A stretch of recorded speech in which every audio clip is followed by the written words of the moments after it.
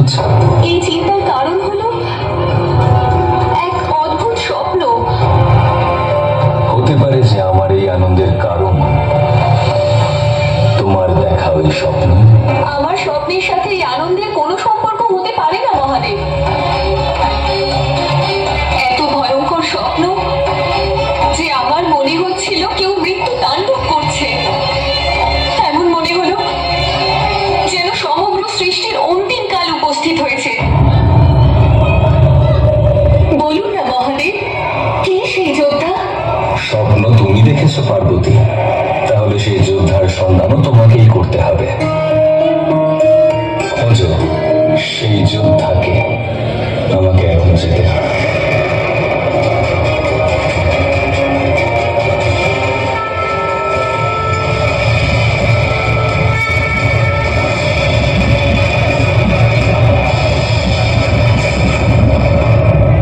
শুনতে পাচ্ছেন মহাদেব? শুনতে পাচ্ছেন এই কোলাহল?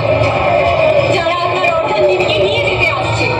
যে কোনো সংকটের সময় নিজের স্ত্রীর পাশে দাঁড়ানো স্বামীর কর্তব্য নয়? স্বামী অর্থাৎ পুরুষ। কেন পার্বতী, কেন? নারীর উপর যখন কোনো সংকট আসে তখন তাকে পুরুষের নিকটে কেন আসতে হয়? নিজের রক্ষা তারা স্বয়ং কেন করে না? নারীরা যখন অপমানিত হয় তখন সে স্বয়ং কেন প্রতিশোধ নেয় না? নিজের যুদ্ধ নিজেকেই লড়তে হয় পার্বতী, কারণ যে জয় অপরের সাহায্যের দ্বারা প্রাপ্ত হয় তাকে জয় নয়, দয়া বলে।